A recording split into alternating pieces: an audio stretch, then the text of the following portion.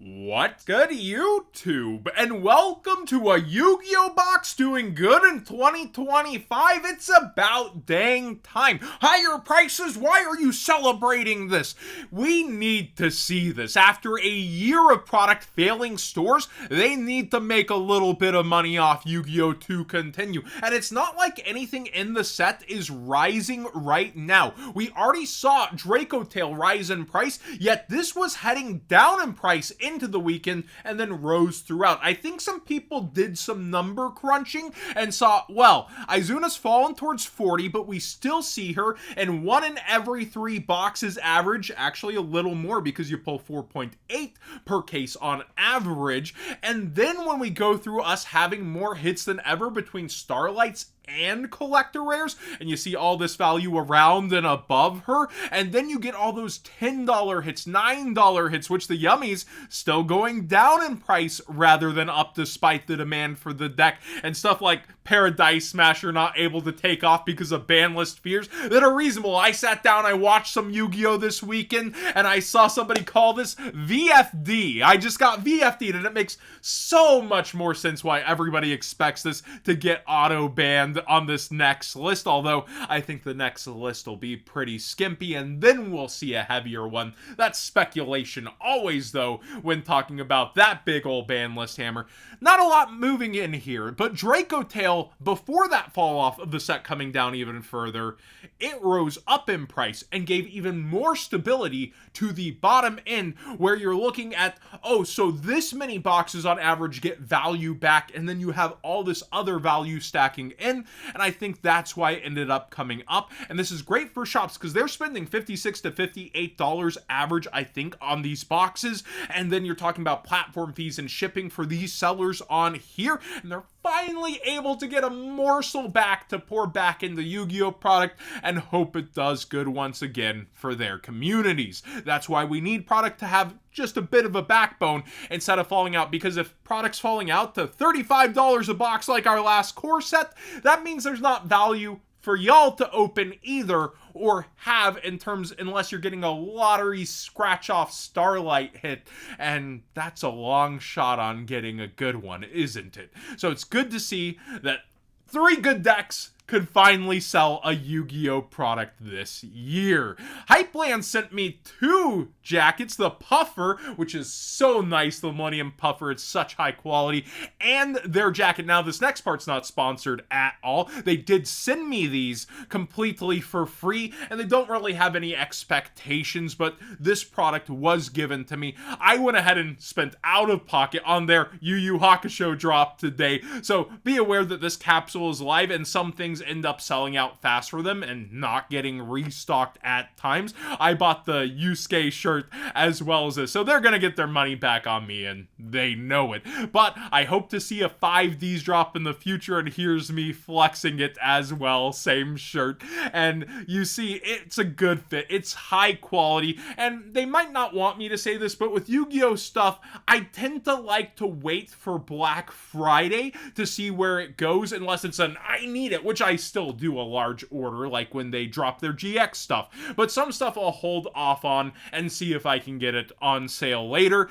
versus sometimes if I gotta have it, I go in because I don't want to miss that design as well. So again, shout outs to Hypeland. Thanks for sending me in this stuff. It's super nice of you, and it looks so good. Next up, we have Clockwork Knight. We've seen so many Crystron buyouts, and here's another one. And I've heard also the words Cyber Dragon K9, and I've learned to never underestimate Cyber Dragon, but this seems mostly for the Crystron variants here. So be aware that this has gone up and out and is being teched in, and is $8, even though it's out of Supreme Darkness, which should be, I would think, in theory, printable, but who knows what Konami ends up missing or where that line ends up stopping, that kind of stuff. Second coin toss for every version is up. What? Why? What is happening here? Is there a new deck I'm not aware of? I think that this is an example of casual doesn't mean broke. We talk about that all the time on here, but coin toss decks are some of the most fun, zaniest, anything could happen duels, and have a lot of RNG, and people do love the gamble when nothing's on the line, especially but pride. So the Joey Wheeler type feeling deck play, you see so many YouTube videos on it, and it hasn't had a reprint since Legendary Collection Joey's World, and we just talked about in a recent video how these are some of the hardest commons to pull of all time, leading this to be like a $7 common, which is ridiculously priced considering you could be getting like a Dark Beginning 2 version of this card for $4 versus that one. And is this a rare as well or common? This is a common also. Still, I would go for DB2 over Joey's World, but I guess Joey and Luck, they really do go hand in hand. Then the OG is a rare, is what I was thinking of. So, yeah, this card, if you see it in bulk, time to pull it out. Kind of crazy.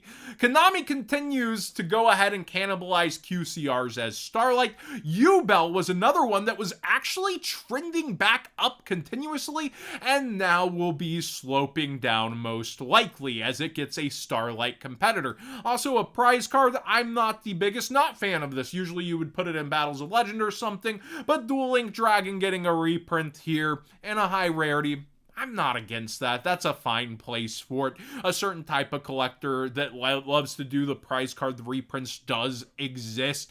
Then scrolling through, good choices on ultra rares with the Fire King and Ragnarika. We have a brand new debut card and Black Garden, which was recently topical. Getting buyouts, was bought out to like $25 and already has fire sale listers at $8, coming in fast to the news through the weekend that it's getting another secret rare. Then also in the Starlight rare slot is Light and Darkness Dragon Lord, the fusion. Now this has gone up and down as it's seen its potential realized time and time again in the metagame, and here people go fire selling. Half price, $24 for that QCR. Please take it from me before these 10s come out. So with them not scared to put pretty much any QCR on the table, I would think the Molcharmies are likely to be Starlight eventually, but we have an interesting theory at this end of this video to actually discuss that was going through with the Discord and talking, and it's speculation, but do bear with me. I think it's important to talk about.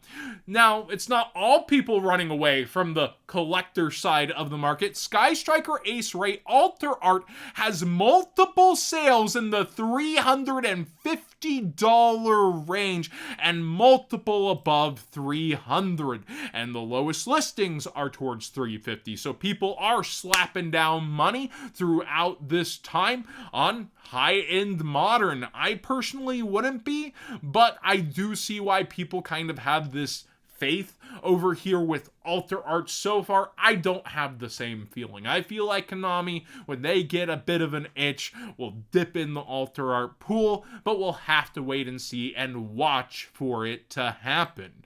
Art Mage has fallen off big. I remember when it first got bought out, I had a conversation with y'all, and the comment section was super strong on this deck and its future. The new support wasn't as fulfilling as people thought, and through that, we have seen it come all the way back down to towards $13 to $12, when I think it was like $20 to $25 during the buyouts, and people were consistently spending near $20 if you go back through. Synchro Overtake Secret Rare continues to climb here after the initial buyout and is towards $12 at this point. That's kind of wild to me because we don't know what will be in the Synchro deck, but again, a secret rare version matches so many nice looking Synchros that makes sense why people would want to grab this version early, but as you spend more versus that, what it could fall off to for a max rarity, it's getting a bit ridiculous on early expectations, but at the same time, if it's not on the structure at all, then I guess you could see it go ridiculous, yes. But I would expect them to cover that one and hope, but Konami does tend to miss some things in the complete package, don't they? Dark Grepher is going up for all versions for Edison. I think I covered one of these buyouts before, but now it's like the Turbo Pack's taking off, the Secret Rare's taking off, you see DT on the rise getting bought out, and even the Dark Savior Super Rare is climbing somewhat steady to be a $3.50 version. So notable that every single Dark Grepher, if you see it around, it is a bit of money thanks to past formats, and Abyss Soldiers in the same camp, and really rising even for its structure deck versions. I don't know that this is for Edison. Most spikes are. I know this was a card featured in GOAT and GOAT decks at the time, and you get to pitch Serpent. Let me know if this is also somehow for Edison, but climbing right now a lot, and rip Mavens. I hate when Konami, this is a total tangent, is one and done with a successful product. I remember people just being happy to get the sleeves, finally a guarantee back from Konami. We've been missing promos, but I got sleeves for sure in this product. This was a low-key banger, and Konami in Japan continued the product lines. That's what our battles kind of had over there. They had this product that had the Dragon Maid stuff and the Orcust and everything, and you got special side things. Yeah. But now we go to a game theory. We have the announcement a bit ago of the Molcharmy Meows being in the legendary decks, which is a $32 MSRP. I almost said 30, but $32 MSRP triple deck pack. I really think Konami should have never abandoned this, even when the Phantom Knight Nordic one kind of flopped initially. It aged well still, but it didn't do good initially after they had banger after banger, and running away at the first failure I think was a bit much. So it's refreshing to see this product model actually, and the guarantees within, and they're leading with like Imperm and Meows and things you want to see, then going with exclusive chibi arts for the moment of Stardust Dragon, Black Rose, etc. And there may even be, I think, the lottery Starlights. I don't see an announcement of that, but we will see about that. Let's see here. So you'll get 3 playable chibi monsters total, 3 different token cards. Going fast makes you feel alive, but looking cute helps you scoot. I do hope that it's available, but I don't see anything about that. That would be awesome, though. My point is, Meows is in here. And we do see that Fuelos is going up in price right now. However, it has a pretty recent reprint, as does Perulia. I was talking before how Perulia's recent reprint doesn't stop it from being in the 10s, and it very well could still end up in there. However, the Discord was discussing with them piecing Meows over here. Does that end up in the 10s? And would they end up as Starlight Rare at all if they really are? So they were saying they think it would be Prismatic Secret Rare, similar to the Dominus cards, and the staples get pushed in here, and if they're to use a Starlight, they would sell it elsewhere later, like the Starlight collection we keep speculating will end up happening. But it is interesting to hear other people see this and have the same thought I did. They could be plucking it out to put it elsewhere later. So do keep that in mind. That's still just a theory. They very well could throw this in the 10s. But with the 10s comes the ultimate era of people speculating what is in the 10s, what will be missing in the 10s, trying to play, I think, one of the worst odds and long shots of trying to grab things that won't be in the 10s on their speculation. And all these are still up for grabs to be in there. But we have seen Konami do that reprint was so good, let's do it again, and even put Cosmic Cyclone and Dimensional Barrier not only in the 10s as the chase cards, was that 2017? And then a structure deck just a month later. So this doesn't stop them. They have a history of doing that, but people are discussing that possibility and how it could stop Starlights in the 10s and put them somewhere else later, and them still be in the 10s as secret rares potentially as well. Let me know your thoughts. Do you think the Molcharmies just missed the 10s completely because of the different reprints, and Konami acts like the hero in the spring before the WCQ and springs a product on us with them? Or do they end up in the 10s and double down reprints, and this time they're high rarity and Starlight when they do the next reprint? Let me know what you think. I initially would have thought Starlight mulch armies, but they could, again, as I started to discuss before, go the route of putting mulch armies as a harder to get one, such as the Battle Starlights, or something that's more spread out and creates a chase. That makes sense too, and I love walking down these lines of speculation because it is important. It is actually good to get in the driver's seat, so to speak,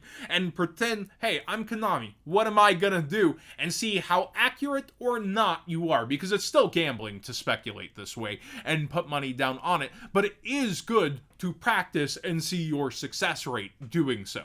Thanks for watching today's Market Watch. Please subscribe if you haven't already. Give this video a thumbs up if you enjoy these conversations, because I certainly do, but I know they can go on for a bit at times as well. But I keep getting more requests for long form content, so I'm not opposed to it either. I would need some like assisting graphics and stuff to be a little better built for it, but I do think there's super interesting conversations to be had.